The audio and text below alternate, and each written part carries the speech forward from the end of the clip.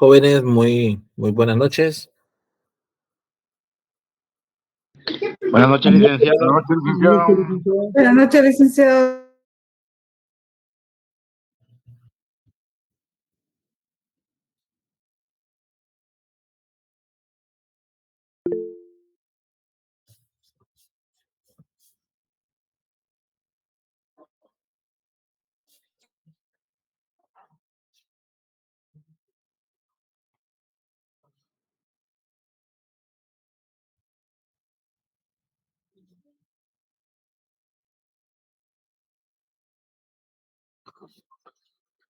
Muy bien, pues jóvenes, vamos a continuar nuestra clase, nuestro curso.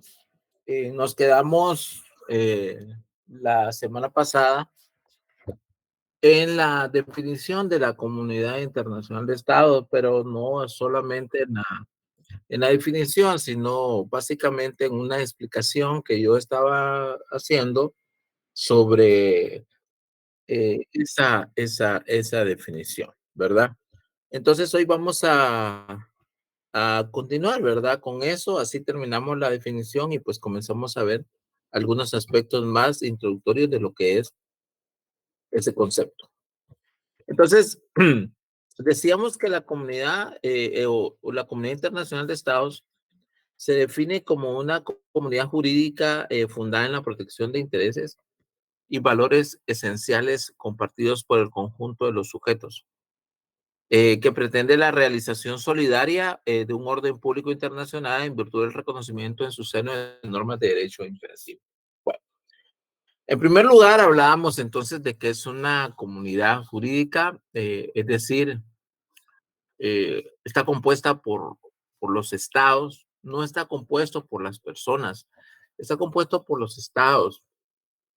Si, por ejemplo, yo me voy a querellar contra el Estado de Guatemala, pues yo no puedo de forma simplista simplemente acudir. Hay todo un procedimiento complejo para poder hacer accionar, por ejemplo, el caso más o los casos más representativos en nuestro ámbito, en nuestra región, son los casos conocidos en la Corte Interamericana de Derechos Humanos de San José.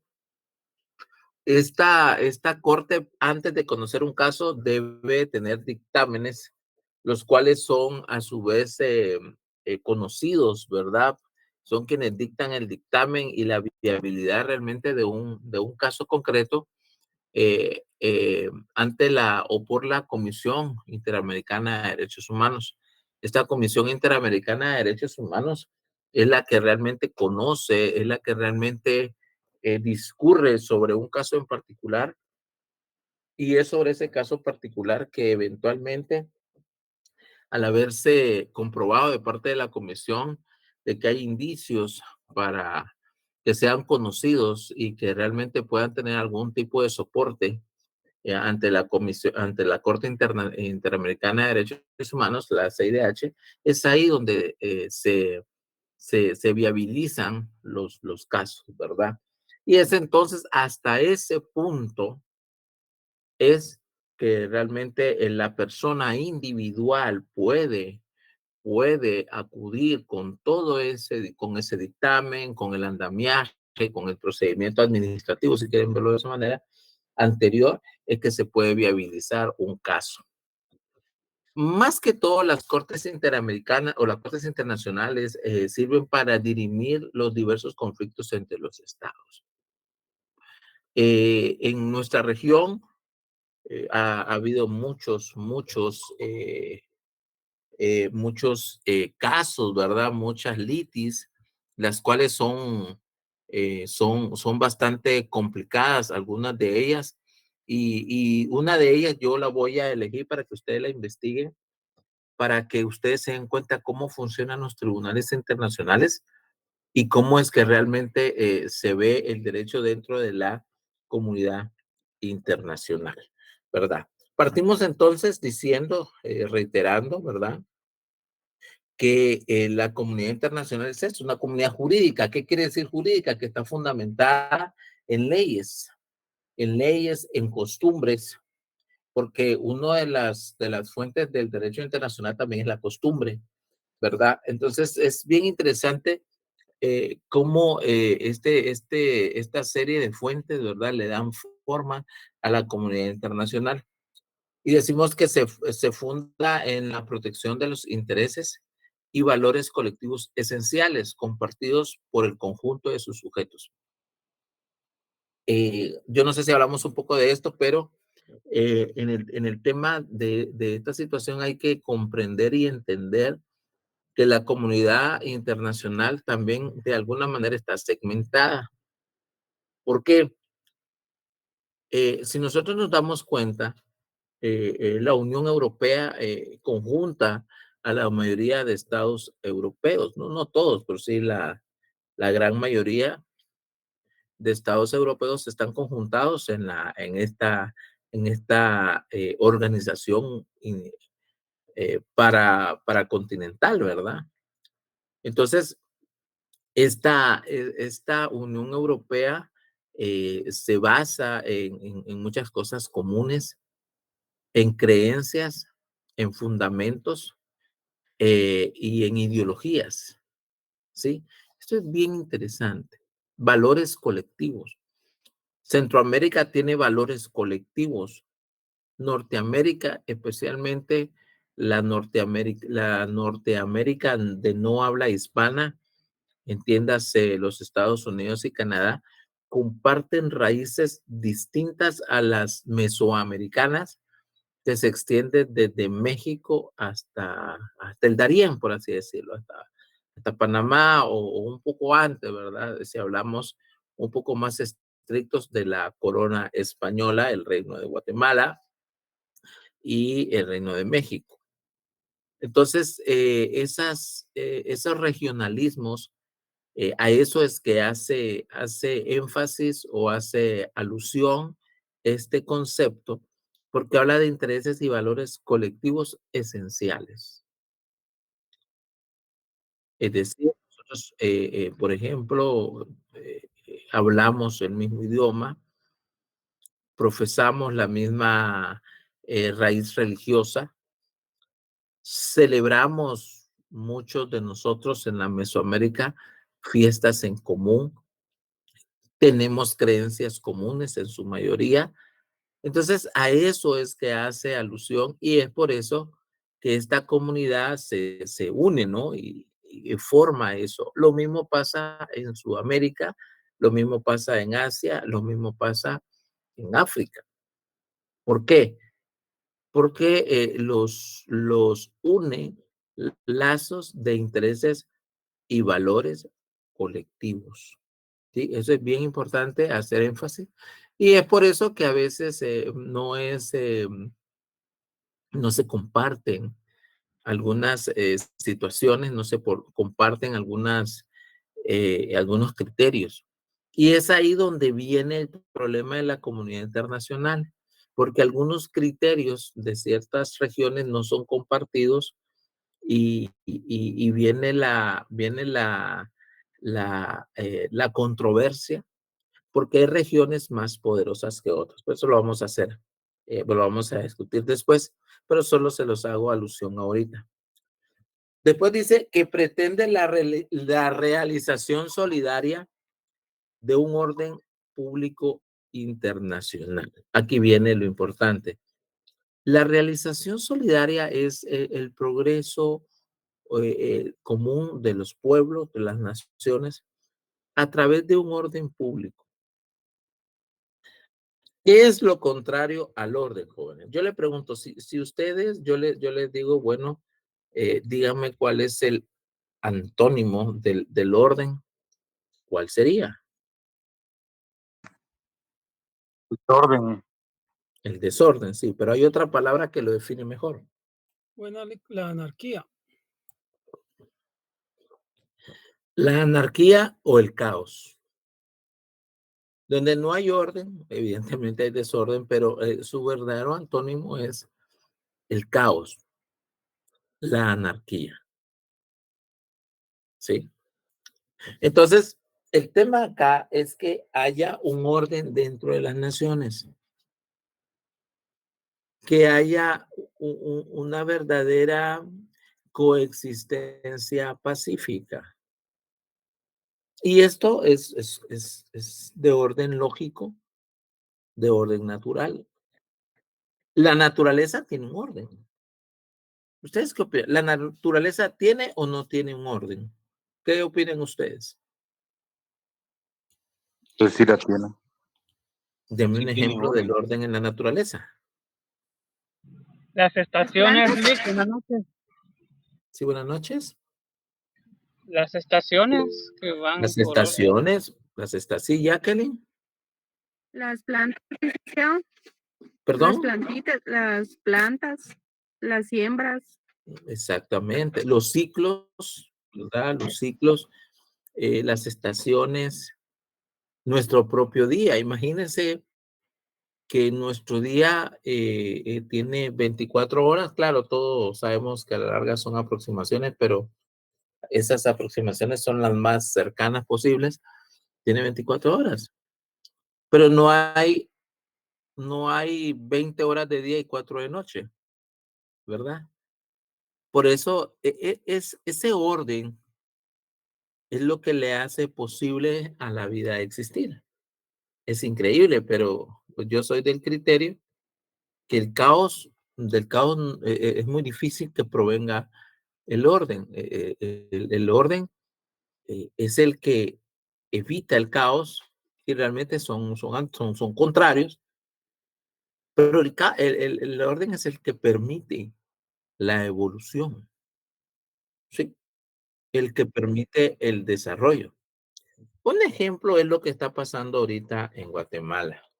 Hay muchas personas, entidades, sujetos que están muy preocupados con el problema de las elecciones en Guatemala.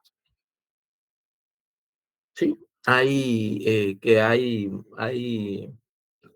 violación sistemática al orden jurídico, hay irrespeto al orden establecido a través de acciones que se pueden tildar de ilegales.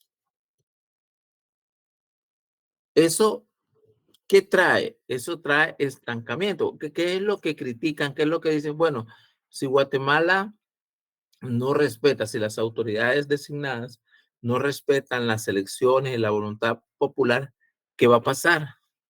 Les pregunto yo a ustedes. ¿Qué han escuchado ustedes? Va a haber un caos. Ajá. ¿Y qué Va a haber sanciones. Va a haber sanciones por parte de Estados Unidos. Ajá, van a haber sanciones. ¿Qué más?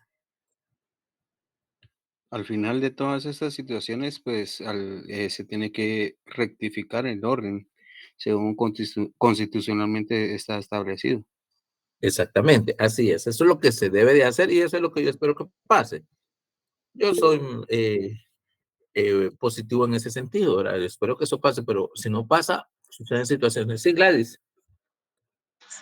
Tiene mucho adicional, licenciada. También lo que estamos viendo en la actualidad dice que si llegara a suceder lo que estamos viendo, pues es restricción a nuestros derechos también, ¿verdad? De libre expresión y todos los derechos incluidos en la Constitución Política de la República de Guatemala, ¿no, estimado licenciado?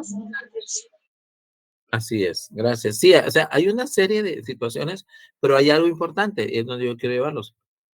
Se estanca el desarrollo de la nación. Las sanciones traen, ¿qué pasa? Hay una alerta, se pueden cerrar, es más, ¿saben una de las formas que la comunidad internacional reacciona y lo vamos a estudiar en la Carta Democrática más adelante? Es que se sanciona a los miembros de su, de su comunidad a través de diversas medidas que pueden hacer hasta militares, pero no creo que ese sea el caso acá, pero sanciones de tipo económico, de tipo político, se puede cerrar el financiamiento bancario, cosas que a veces pasa, a veces no pasa. Y les voy a poner este ejemplo. Cuando se dieron la situación en Nicaragua en 2018, y es el caso más emblemático que tenemos, y por eso hago mucha alusión, porque estamos cercanos a este país, fíjense que cuando pasó esto, hubo muchas entidades que criticaron al Banco Centroamericano de Integración Económica porque él le seguía dando y años posteriores todavía le siguió dando financiamiento al gobierno de Nicaragua. O sea, préstamos a pesar de haber roto el orden constitucional, a pesar de haber hecho una matanza en un Día de la Madre. Eso fue bien triste. En ese país, imagínense, hubo una marcha y pues gente armada, gente paramilitar, militares también, asesinaron como a 300 personas, según se cree. Entonces, en la comunidad internacional dijeron, bueno, pues, pero hay que ahogar a este dictador, hay que ahogar a esta gente. Y sin embargo, el BCIE continuó. Ahorita se cambió al presidente, entonces obviamente la política del Banco Centroamericano de Integración Económica cambia, pero se dan esas situaciones. Cuando en este mismo país, en el año 79, por ejemplo, cuando se dio la guerra civil en su epítome, fíjense en su clímax, vino y le cerraron la OEA, sancionó duramente al gobierno de Somoza en esa época en este país y lo exhortó y rompieron relaciones diplomáticas en varios países. México fue el primero de ellos. Entonces, Estados Unidos le cortó la ayuda militar en ese instante al gobierno de Somoza y pues Somoza tuvo que dirimir, o sea, él tuvo que renunciar. Entonces, la comunidad internacional juega un papel muy importante. La comunidad internacional tiene poder para venir y de alguna manera eh, presionar por cambios y porque los estados actúen de una manera más consonante con esos valores. Ahí viene el punto, con los valores que se comparten, ¿verdad? ¿Para qué? Para conseguir un orden público internacional, un orden. O sea, no puede haber orden cuando en un país, por ejemplo, se violentan garantías mínimas, pero en el otro sí se respetan, porque de ahí vienen fenómenos sociales como la migración, ¿sí? La violencia, las pandillas, todos esos fenómenos sociales que nosotros vivimos y que sufrimos, no solo los vivimos, sino que los sufrimos. Inseguridad, falta de empleo, falta de educación, son el producto de un proceso constante de relaciones internas, pero que con la evolución de los estados y la sociedad se convierten también los efectos internacionales o las relaciones internacionales como algo de valor que afecta esa realidad interna.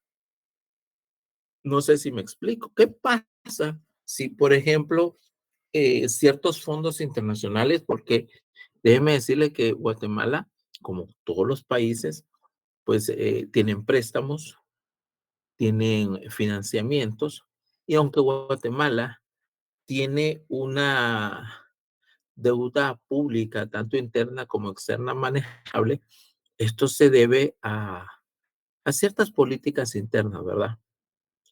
Pero si en algún momento ese orden se corta, ese orden se pierde, que se ha mantenido durante muchísimos años, Guatemala puede caer en una espiral, una espiral de una economía estable a una economía que se puede ir degradando. Por ejemplo, Guatemala depende mucho de las remesas internacionales, por ejemplo. ¿Sí? Y es triste que, por ejemplo, los connacionales en Estados Unidos que realmente robustecen. ¿Qué haría Guatemala sin todo ese dinero? Me pregunto yo. No habría inversión. Esa inversión, mucha gente invierte, mucha gente hace sus casas y eso dispara los precios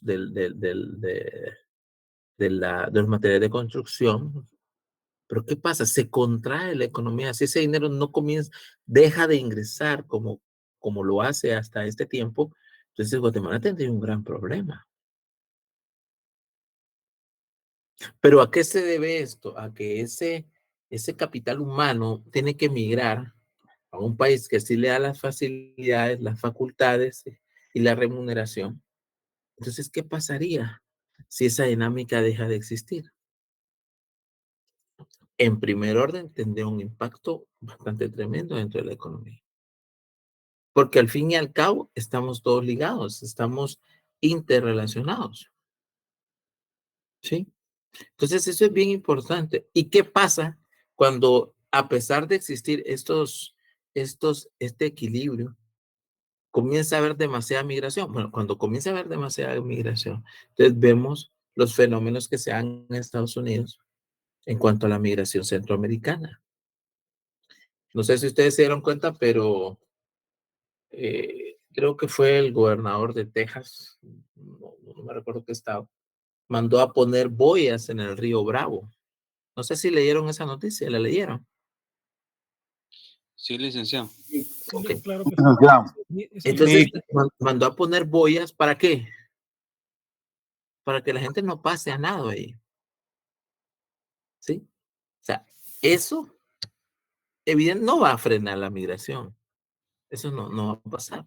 Sí, Sin licenciado, embargo, es una afectación que se da. Sí, mi estimado. sí, licenciado, sin embargo, se estaban, como los territorios, ¿verdad? Fragmentando una ilegalidad que no se podría realizar dentro de la frontera. Exactamente, exactamente. O sea, pero ¿qué dispara todo eso? Y viene la pregunta, ¿por qué migra la gente? Ahorita que están en el periodo electoral, por ahí vi unas estadísticas en donde 8 de cada 10 jóvenes de 20 años, o jovencitos prácticamente, edad universitaria, se quieren ir de Guatemala. 8 de cada 10. Eso es terrible, definitivamente. ¿Y por qué migra la gente? La gente migra porque los satisfactores en su país o los medios económicos, sociales, integrales de la gente no se satisfacen. ¿Sí? Un sueldo mínimo que realmente es pírrico. Hay más pírricos, por supuesto, que hay países, pero nosotros no vamos a estar comparando en ese sentido. Imagínense, no existe una verdadera posibilidad de prosperidad integral para el grosso de la población. Entonces la gente se va a querer irse. Y se va y no regresa y hace raíces. Entonces todo eso va cambiando y va cambiando la configuración regional. Un ejemplo también que les puedo decir es un ejemplo centroamericano, el caso de Nicaragua. La gente, la mayoría de gente no migra a los Estados Unidos, sino que migra a Costa Rica. Que van a Costa Rica, ahí van a trabajar en el campo, en las casas. Y se dice, yo no sé, pero que existe cerca de 500,000 de nicaragüenses en Costa Rica. Imagínense, para un país chiquito, inmigran allá, trabajan allá, y se hace el estudio, dice, ¿qué pasaría si esta gente regresa a Nicaragua? Pues habría un descalabro económico en Costa Rica, porque esa mano de obra ya está tomada en cuenta dentro del engranaje económico de ese país, en donde si la gente se va de un romplón de un día para otro, pues no le convendría. O sea, ahí viene el juego de factores de la comunidad internacional. Pero cuando esa balanza entre la necesidad, la realidad y la posibilidad se va cambiando, entonces vienen los desajustes. Y es ahí donde existen realmente los problemas y la tiranteza entre los países, en las relaciones interestatales. Porque no hay. El ideal, ¿cuál es? Yo nazco en un país, me crío en un país, me desarrollo en ese país, aporto para el desarrollo de ese país y ese país prospera en base al aporte de toda su sociedad. Pero cuando continuamente hay fuga del capital humano, que es el capital más importante, el capital más importante no es el dinero que mandan, sino el capital humano. Cuando se va ese capital humano, cuando se pierde ese capital humano, se comienza a nivel regional, llamémoslo, pero vamos a enfocar acá. Pero lo mismo pasa en Europa, en África. ¿Cuántos africanos, cuántas personas de Marruecos, de Libia, de Egipto, de los países del norte de África tratan de emigrar hacia Europa? Y nos damos cuenta de ellos. Aquí, por ejemplo, nos damos cuenta que mueren balseros. Allá mueren también mucha gente en el mar Mediterráneo tratando de llegar a Italia, tratando de llegar a Francia, tratando de llegar a España, ¿sí? Para tener un mejor nivel de vida. Pero ¿de qué nos habla eso? De que no existe realmente un equilibrio internacional y que esta conceptualización que nosotros estamos dando dentro de la doctrina del curso, yo le llamo más un ideal que una conceptualización, porque es un ideal de que pueda haber un orden público internacional. ¿Qué es lo primero que se violenta cuando uno migra de forma ilegal? Evidentemente las leyes migratorias. Yo llevo casos de migración, les cuento, y es triste, lamentable, cómo personas, yo llevo ahorita unos trámites de personas cubanas, fíjense, y bueno, vienen, su ideal es llegar a los Estados Unidos porque tienen familia en los Estados Unidos,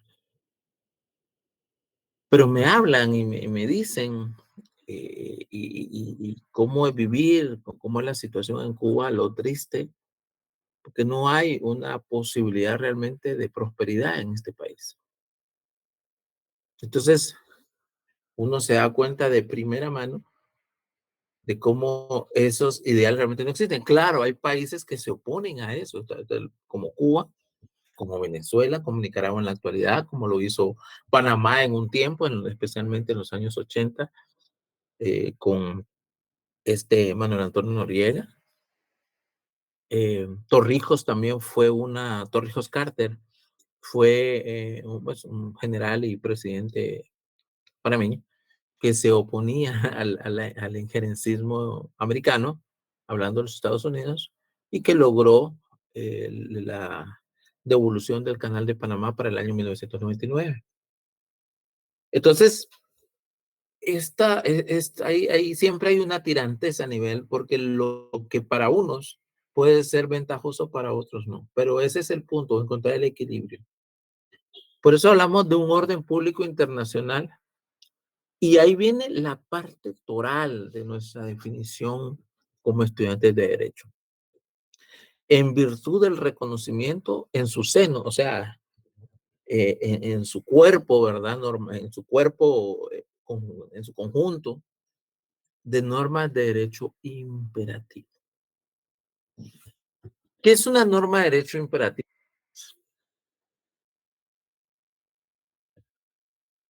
¿Qué es una norma de derecho imperativo? No entiendo como que debe ser cumplida. Muy bien. Sí, Gloria, levantó la mano. Era ese, licenciado, que su cumplimiento es obligatorio. Son normas de cumplimiento obligatorio. ¿Quién me da una norma de cumplimiento obligatorio acá dentro de ustedes? Por favor, levante la mano antes de hablar.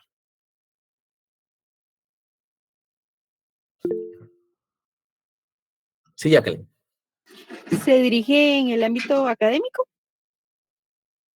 No, el ámbito jurídico interno. Ok. Podría ser el derecho a la vida. Hablando en inglés, no sé. Se me ocurre.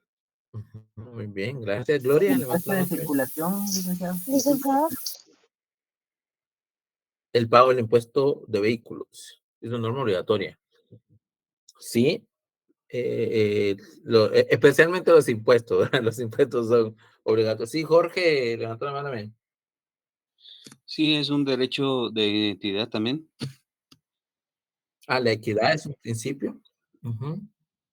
El juicy. ¿Qué pasa? Eh, los que viven en Guatemala, bueno, yo no estoy en jurisdicción de Guatemala, pero eh, existen un montón de normas imperativas.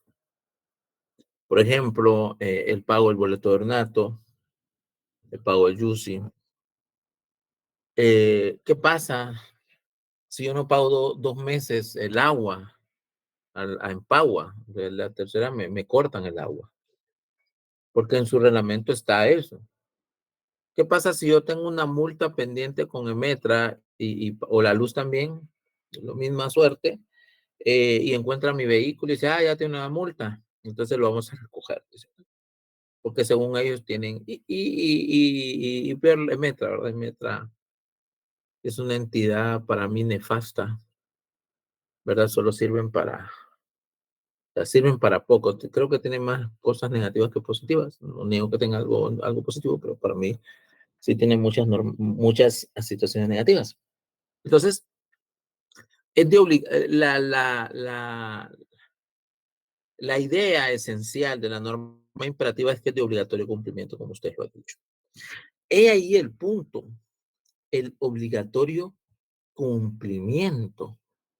Es decir, que su cumplimiento no se deriva de mi voluntad, sino de la obligación de cumplirlo. Esa es la parte esencial de esto. El reconocimiento en su seno de normas de derecho imperativo. Es decir, dentro de la comunidad internacional se crean normas.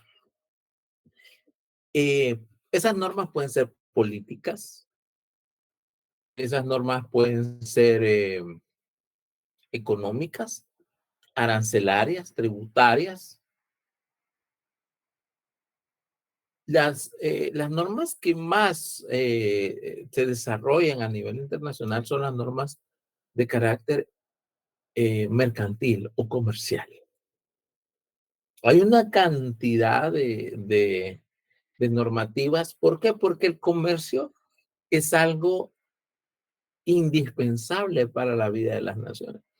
Se dio una situación hace un tiempo, creo que fue el año pasado, con la crisis del petróleo, los precios del petróleo. Recuerdan que los precios del petróleo, que fue el año pasado, llegaron a precios exorbitantes. ¿Se recuerdan de eso? Licenciado, aparte de eso, de que el diésel cambió, estuvo un grado más de ser más Más caro. alto que Exacto. la gasolina super, ¿verdad? Exactamente. Entonces hubo una situación. Ahora bien, para los que se recuerdan, ¿a qué se debió esa crisis? Los conflictos internacionales. Coronavirus. El COVID, ajá, ¿alguien más? El conflicto de Ucrania-Rusia. Muy bien. Sí, básicamente sí. Eric, levantó la mano. Sí, cabal, lo que la compañera dijo, eso se incrementó cuando fue el conflicto entre Ucrania y Rusia. En esa guerra, creo que ni se habían atacado y acá ya estaba todo eso carísimo. Sí, es Solamente... cierto. Fíjense que como cosa rara, yo me recuerdo que encontré una gasolinera. Iba yo a una audiencia o no sé a dónde iba. Allá por la calzada de San Juan. Allá por Pollo Campero, llegando allá por el Tecolote.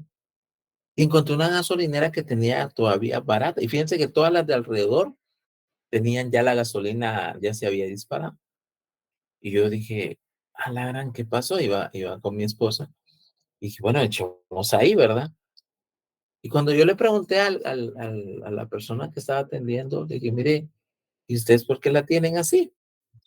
Y lo que pasa es que esta gasolina todavía es la del precio anterior. Entonces, mucha gente está viniendo a llenar porque ya en la tarde de plano se termina y ya tenemos que usar. Y me agradó porque en medio pues había honestidad, ¿verdad? De parte de esa gasolinera, cosa que no existe en lo común. Lo que ustedes dicen, hoy dicen, y aunque yo haya comprado a un precio menor, la gasolina, pues evidentemente la pone el expendio, la pone a un precio mayor. ¿Y eso qué significa? Pues obviamente hay un diferencial que le va a quedar de ganancia al comerciante de la gasolina o del combustible.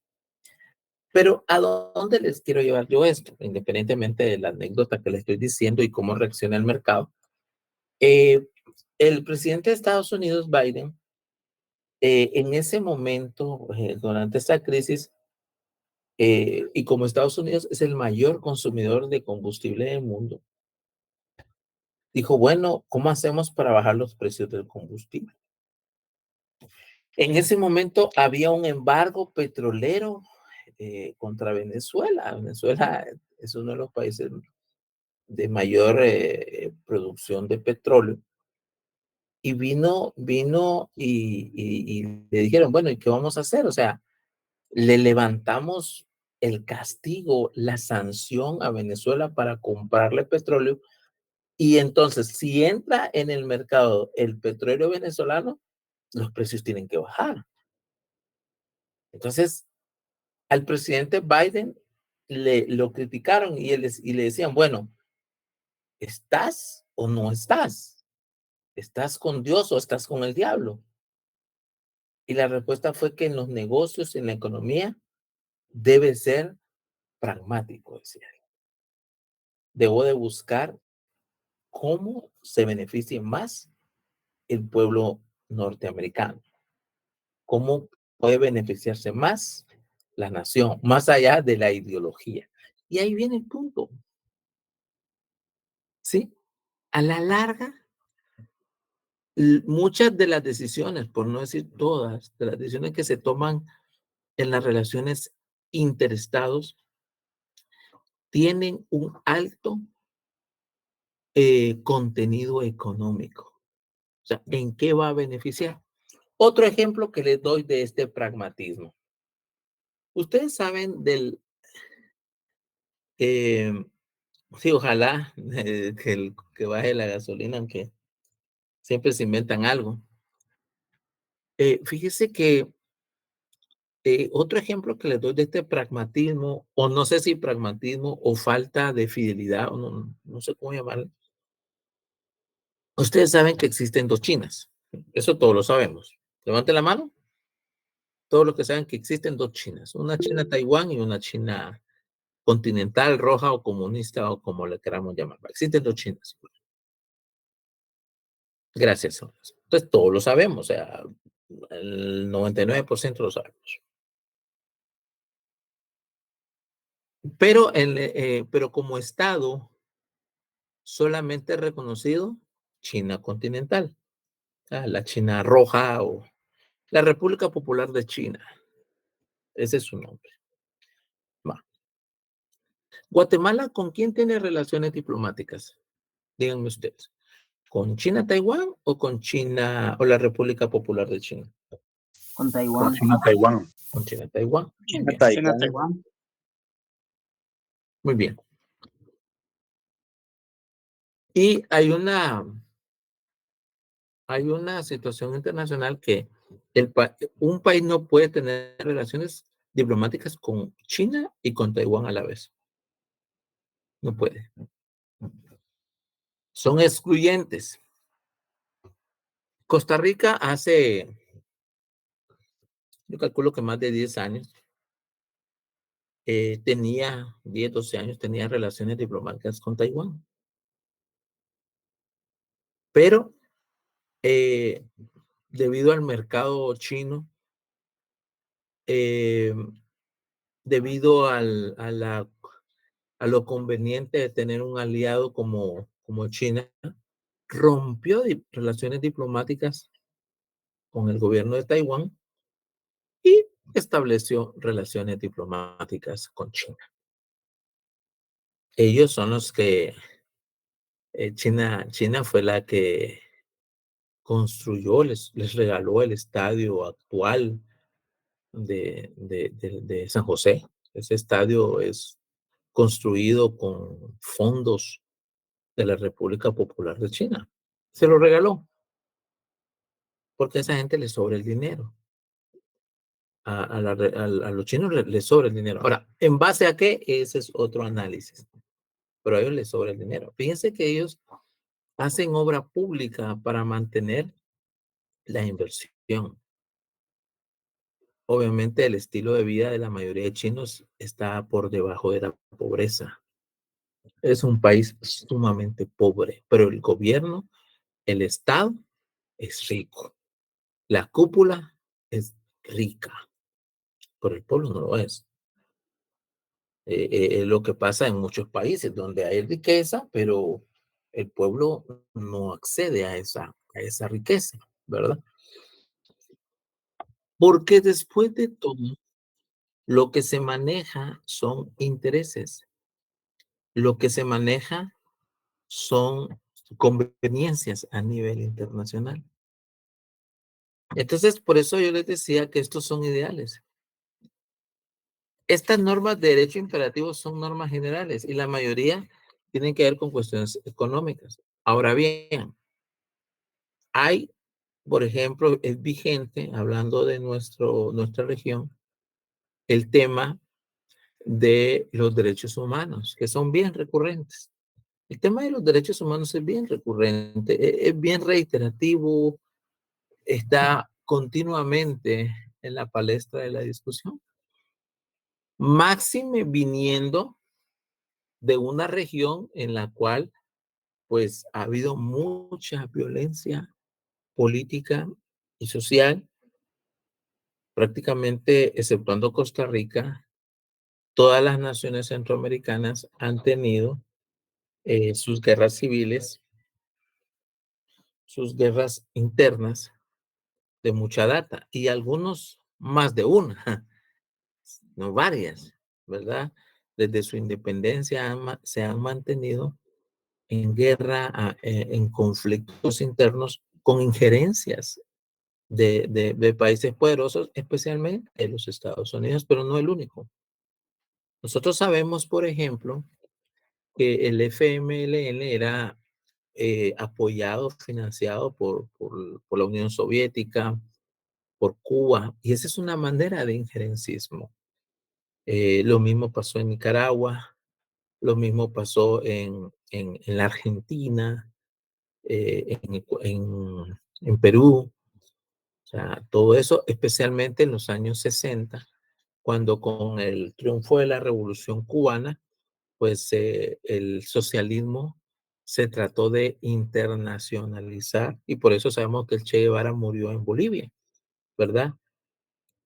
Pues tratando la manera de expandir el socialismo a otros países americanos, ¿verdad? Y él murió ejecutado en la selva de Bolivia. Entonces, estas situaciones han llevado, ¿verdad?, a un marco internacional de respeto a derechos humanos, pero que realmente es un anhelo. Y digo un anhelo porque el ejemplo lo estamos viendo hoy. Viene Guatemala y cuando los estados u otros estados le dicen al gobierno, mire, respete la voluntad popular, respete las elecciones, ellos usan el concepto de soberanía para defenderse. No se metan, dicen, déjennos a nosotros, pues somos un país libre, soberano e independiente. Pero yo siempre he dicho que esto es como lo siguiente. Cuando nosotros vivimos en sociedad y un vecino hace mucha bulla y no nos deja dormir, nosotros llamamos a la policía o le tocamos la puerta y decimos, mire señor, fíjese que usted no me deja dormir, tengo que levantarme a las 5 de la mañana, pues mire, 12 de la noche usted tiene una gran bulla y él que le dice, esta es mi casa. Pero recordemos que los límites del derecho terminan con la afectación de derechos de terceros o de los prójimos o de los demás sujetos. Y cuando pactamos nosotros la Carta Democrática, por ejemplo, se pacta la alternabilidad en el poder, el respeto a la voluntad popular, y el Estado toma acciones francas y directas para contravenir eso, pues hay derecho de parte de los demás estados para recriminarle. Y el concepto soberanía no cabe, porque el concepto soberanía es un concepto demasiado difuso. Es un concepto que no es tangible. Y no es tangible porque la soberanía recae en el pueblo, el cual la delega, según la ley y la doctrina, en los gobernantes. Pero eso no es una carta libre para el gobernante, ¿sí? Porque si fuera así, entonces una carta libre, eso ya no es soberanía, sino simplemente sería una delegación de poder irrestricto. Y eso no es soberanía, ¿sí? Entonces, estas normas tratan la manera, por ejemplo, tenemos la Corte Penal Internacional, que es para los delitos de lesa humanidad, delitos que no prescriben. Hay un catálogo, ¿verdad?, de delitos a los cuales los países signatarios se obligan. Y es interesante que las principales potencias del mundo no firman eso. Estados Unidos, China, por ejemplo, Israel, no firman estos documentos. Firman los documentos de democracia, pero hay otro tipo de documentos o de instrumentos que ellos no firman. Hasta hace, yo no sé, pero yo creo que sí, China ya es parte de la Organización Mundial del Comercio, pero China continental pasó muchos años sin ser parte de la OMC. ¿Por qué? Porque a ellos les gusta, es una economía tan grande que a ellos les, pues no necesitan regirse a leyes cuando ellos tienen una economía de más de 1.000 millones de personas, pues, y una extensión territorial enorme y recursos naturales enormes, pues. Entonces, no son Guatemala, no son Centroamérica, son países altamente competitivos. Entonces, no funciona para ellos según sus intereses. Creo que ya es, si no estoy mal, creo que ya es parte de la OMC, pero o no sé si está en proceso o ya lo es o todavía no lo es, pero lo que sí es cierto es que durante muchos años ellos no querían ser parte de esta situación. ¿Por qué? Porque no les convenía. Y así funciona. Cuando nos conviene, lo hacemos. Dentro de los conflictos regionales tenemos el conflicto entre Perú, Bolivia, Chile, que Bolivia no tiene salida al mar. Y creo que la Corte Internacional de Justicia de la Haya falló a favor de Perú y Chile. De Bolivia, entonces decía, bueno, ya no queremos ser parte porque no nos conviene.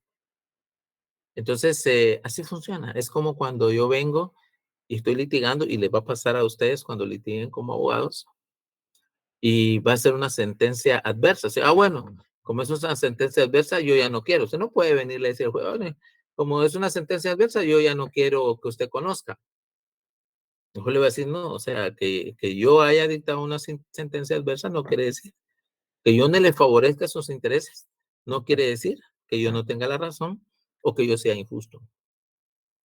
En el ámbito internacional eso pasa. Es común que los países, lo mismo pasó con Colombia, cuando perdió el litigio de las aguas internacionales cercanas a San Andrés por la plataforma internacional, perdió mucha plataforma, se llama la plataforma continental, pero que yace en el suelo marino.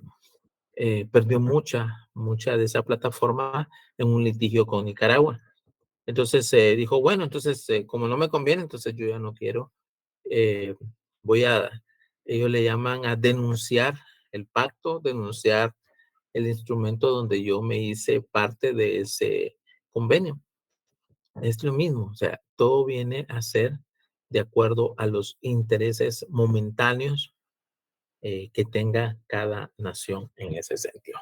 ¿Quedó claro ahí entonces, jóvenes, lo que es la conceptualización? Si hay alguna duda, por favor, me la hacen. Sí, Mildred. Licenciado, disculpe, mi duda tal vez no es el tema, sino el libro que vamos a usar en el curso. Me informaban que era el del doctor Carlos Larios Ochaita, pero no sé si es el tomo 1 o el tomo 2. Disculpe. Miren, pues, jóvenes, yo les explicaba en la primera sesión de trabajo que tuvimos que yo no uso, o sea, sí pueden tenerlo como fuente auxiliar, pero yo no doy un libro como tal. Yo les voy a hacer llegar presentaciones, diapositivas, y necesito que estén en la clase, ¿sí? Que tomen nota, que pongan atención. Yo no pregunto nada, a menos que yo les diga, bueno, de tal libro van a leer de la página X a la página Y, y eso yo lo voy a examinar. Si no hago eso, yo no ingreso más. ¿Por qué?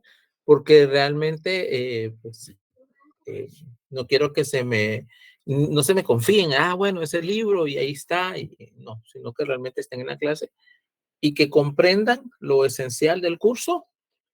Como les decía también, no debe ser un curso complicado para ustedes, pero sí un curso formativo para que ustedes pues tengan una idea del tema y cómo funciona. ¿Sí? O sea, pueden tener el libro ahí.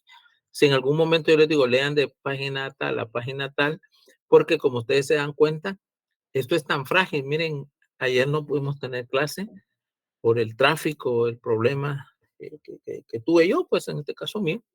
Entonces perdimos una clase. Entonces a veces yo las quiero recuperar a partir de estas tareas, pero realmente no es lo esencial. ¿Sí, compañera? Sí, licenciado, muchas gracias. Es que yo no pude estar en su primera sesión, por eso tenía mi duda. Perfecto. No tenga pena. Muy amable. No tenga pena para servir. ¿Alguien más, jóvenes? ¿Todo está claro? Bueno. Todo claro, licenciado. Muchas Perfecto. gracias. Entonces, vamos. Claro, muchas gracias. Ok, va. Entonces ya tenemos la definición. Ahora bien, vamos a hablar la estructura de la comunidad internacional. Voy a introducir esta parte indicando que la sociedad internacional, o sea, la comunidad internacional contemporánea, responde a la interacción de variables. Esto no lo anoten, se lo voy a explicar. A la interacción de variables muchas veces contradictorias que sitúan al Estado en el centro de complejas tensiones. Ese centro de complejas tensiones es lo que yo les he venido explicando a través de los ejemplos. La migración, las relaciones de poder entre los mismos estados, las relaciones económicas, las relaciones políticas, las relaciones militares. Es decir, es muy tenso, ¿sí? Es tenso. Hay tiempos de cierto pacifismo, hay tiempos donde las relaciones internacionales se tensan. Ejemplo, la crisis de Ucrania, ¿verdad? La guerra en Ucrania. La crisis chechena, si hablamos de historia, la crisis entre la guerra en Afganistán, la crisis entre la India y Pakistán, la crisis entre las dos Coreas, Corea del Norte y Corea del Sur, la crisis, si vamos hasta hace 60 años, la crisis entre Cuba y los Estados Unidos, la Guerra Fría, es decir, hay una cantidad de cosas increíbles. Entonces,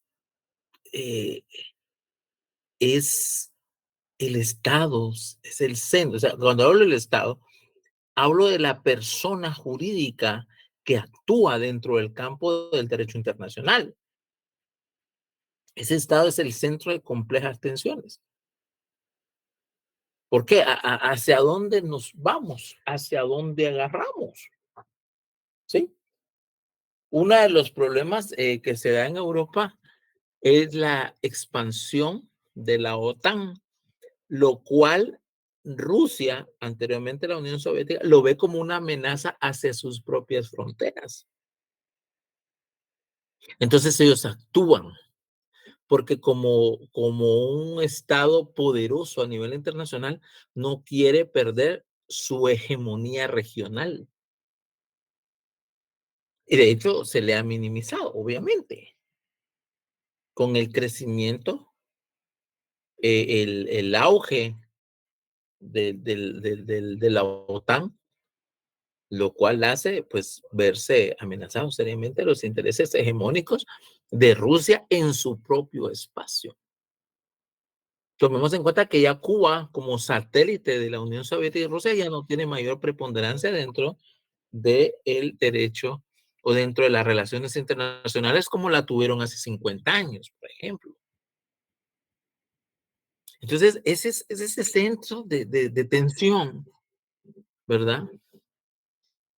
Y continuamos diciendo en las que interpreta a la vez papeles protagónicos y de actores secundarios.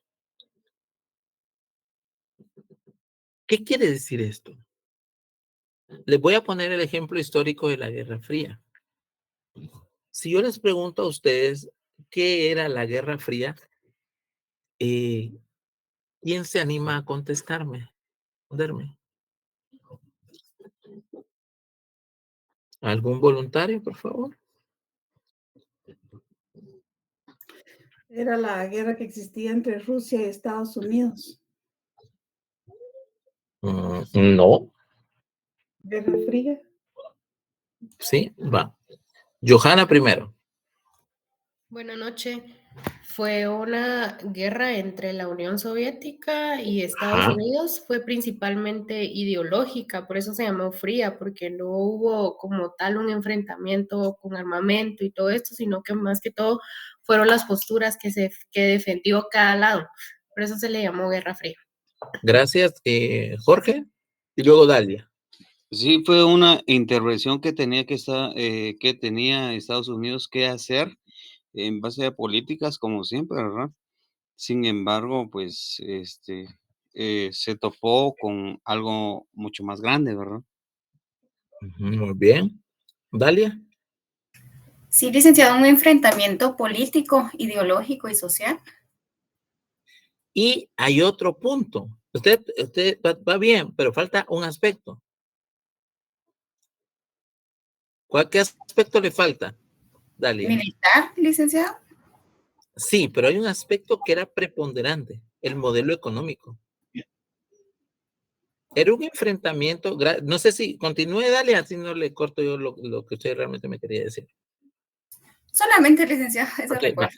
Un enfrentamiento ideológico, político, militar, pero que no se dio, pero tenía que ver con el modelo económico.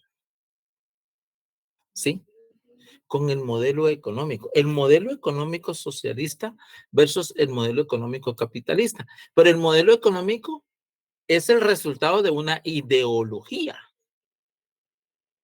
Una ideología en donde ese modelo económico realmente condiciona a la sociedad a ese modelo.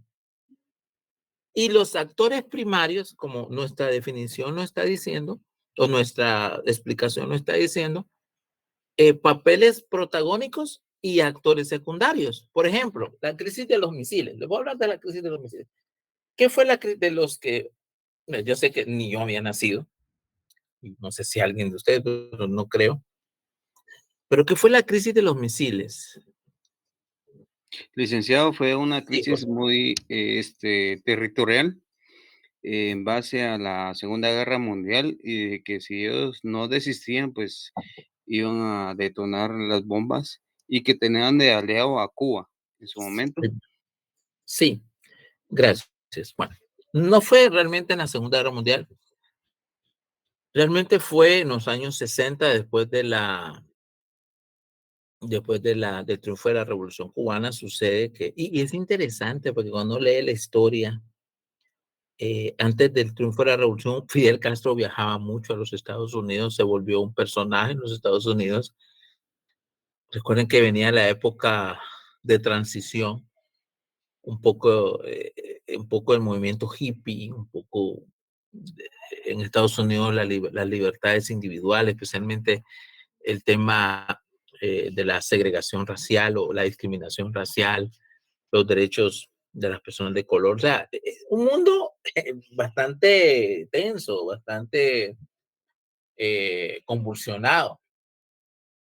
Pero para explicarles esta parte, cómo se puede entender la estructura donde hay aspectos o estados primarios y actores secundarios, vamos a poner de ejemplo esta crisis, la crisis de los misiles. Lo que pasó es que Cuba se alió a la Unión Soviética en aquel momento y se declaró un estado socialista. Eso fue muy importante. Cuba se declaró un estado socialista. Cuando él se declara un estado socialista, era el equivalente a declararle la guerra a los Estados Unidos. Era el equivalente. Se declara un estado socialista y de forma, digamos, secreta, vino el gobierno cubano y el gobierno soviético y comenzaron a emplazar misiles en territorio cubano. Cuando los Estados Unidos se dan cuenta, se percatan de esta situación, porque ustedes saben que la distancia entre Cuba y Estados Unidos es muy corta. Quiere decir que se estaban ensamblando armas de potencia nuclear o atómica directas para hacer impacto en territorio estadounidense. En esa época, los presidentes eran de Estados Unidos, John F. Kennedy, y de parte de la Unión Soviética, el presidente o primer ministro, el presidente del Soviet Supremo, le llamaban ellos, era Nikita Khrushchev. ¿Qué pasa? Ellos vienen a Estados Unidos y hace un bloqueo naval a Cuba. Entonces, a eso, cuando se da esto, imagínense, hubiera sido en la actualidad, eso hubiera sido una bomba realmente. En aquella época no existía internet, las asociaciones de prensa era más lento, pero salió a luz pública. Entonces, Estados Unidos no iba a permitir que la Unión Soviética le amenazara en sus propias narices. Entonces, comienza la negociación. Aquí tenemos a dos actores principales. Por un lado, la Unión Soviética y por otro lado, los Estados Unidos. Y como un actor secundario, ¿a quién tenemos? A Cuba. Porque a la larga Cuba es simplemente un títere. En ese momento un títere de la Unión Soviética. Es interesante porque los países socialistas hablan mucho de la soberanía, pero realmente también son títeres de un poder superior. En este caso lo vemos bien. Y se dice que en ese momento todavía estaba en Cuba el Che Guevara y decía, bueno, mejor tiremos los misiles y que se acabe el mundo. Él estaba loco. Muchos de los críticos del Che hacen alusión a eso. Si es cierto o es mentira, pues yo no sé, no lo viví ni estaba ahí cerca, pero eso es lo que se dice históricamente. Si es cierto o no es cierto, pues queda sujeto de estudio. Pero el tema es cómo se zanjó esto, pues hubo un acuerdo. Khrushchev aceptó quitar, levantar los misiles, llevarlos de regreso hacia la Unión Soviética, y por su parte los Estados Unidos se comprometió a no invadir Cuba. ¿Sí? Ese fue el compromiso que a luz pública se conoce. Obviamente ha de haber existido muchos otros compromisos entre ellos, pero ese era el. Yo quito los misiles, pero tú no invades Cuba. Y esa situación se mantuvo pues hasta la actualidad. O sea, el tiempo en que había posibilidad de invadir Cuba ya pasaron. A Estados Unidos no le interesa, y a Cuba no gravita como una potencia regional que pudiese tener algún tipo de influencia. Sí, tiene influencia, especialmente cuando cuando estuvo Chávez en el poder, ¿verdad? Por los petrodólares, pero realmente no es lo que fue en su época dorada. Hablemos de los 60, 70 e incluso principios de los 80. Sí, Jorge levantó la mano. Sí, claro, ya no representaba una amenaza diplomática, igual como accidental. Sí, exacto, ya no lo es, porque tampoco tiene la capacidad que tenía para exportar su modelo, ¿verdad? Como lo exportó en Nicaragua. ¿Verdad? Nicaragua es el vivo ejemplo de la exportación de la Revolución Cubana a otro país. En este caso, en Nicaragua fue la víctima de eso y sus consecuencias se viven hasta hoy. Se viven hasta hoy. Aunque debe reconocer que en el caso del gobierno sandinista, él nunca se declaró abiertamente socialista, cosa que Cuba sí hizo. Entonces, como nunca se declaró abiertamente socialista, guardó y guarda aún hoy un modelo económico que no va dirigido al socialismo, sino más al capitalismo, pero un capitalismo mercantilista, más de monopolio, más de enriquecimiento de familias que un capitalismo verdadero, pero sí sigue habiendo libre mercado y otro tipo de cosas que pues, en los países como Corea, como Cuba, pues no existen, pues, ¿verdad? Son economías bien diferentes, ¿verdad? Pero vamos a la explicación de cómo funciona la estructura internacional, ¿sí? ¿Van conmigo, jóvenes? Sí, Sí, vamos licenciado. con usted. Licenciado. Solo les voy a leer esto, se lo voy a seguir explicando en la próxima lección, pero vamos a hablar de 3 estructuras presentes en el sistema internacional. La primera estructura es una estructura relacional, o sea, basada en las relaciones, reflejada en una sociedad internacional predominantemente interestatal, descentralizada, paritaria y fragmentada. Esa es una estructura, un tipo de estructura. Otra estructura es una estructura institucional reflejada primordialmente en la cooperación institucionalizada a través de las organizaciones internacionales. Ese es otro tipo de estructura que coexiste en las relaciones internacionales. Y, por último, una estructura comunitaria regida por el principio de la solidaridad que se encuentra todavía en proceso de formación. ¿Sí? Esto lo vamos a seguir explicando y va a estar dentro de sus diapositivas, pero se los dejo para que pues ya vayan madurando la idea de lo que vamos viendo y lo que vamos a hablar en la próxima es sobre la estructura, o sea, cómo está formada realmente la comunidad internacional. La primera habla de los países, la primera que les mencioné realmente. La segunda habla de las instituciones como las cortes, las comisiones, los organismos panarregionales, perdón, como la Cruz Roja, es una organización internacional. Y la tercera es la estructura comunitaria, habla de las regiones propiamente, entendamos la Unión Europea, el Sistema de Integración Centroamericano y cosas así, la Unión Africana, hay una Unión Árabe, o sea, todas esas situaciones obedecen. Estas 3 estructuras coexisten, ¿sí? Depende de desde qué punto de vista los veamos, pero eso lo vamos a explicar la próxima semana, ¿verdad? No sé, entonces, si hay alguna pregunta, de todos modos, pues, vamos a llegar hasta aquí. No sé si hay alguna pregunta o todo está claro. Todo claro, Lick, muy amable. Ok. Muchas gracias, Lick. Feliz noche.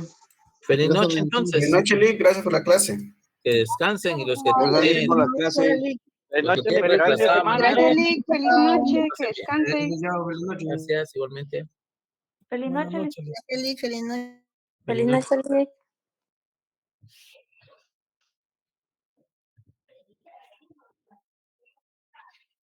Yo juego a Rosita Fresita, pero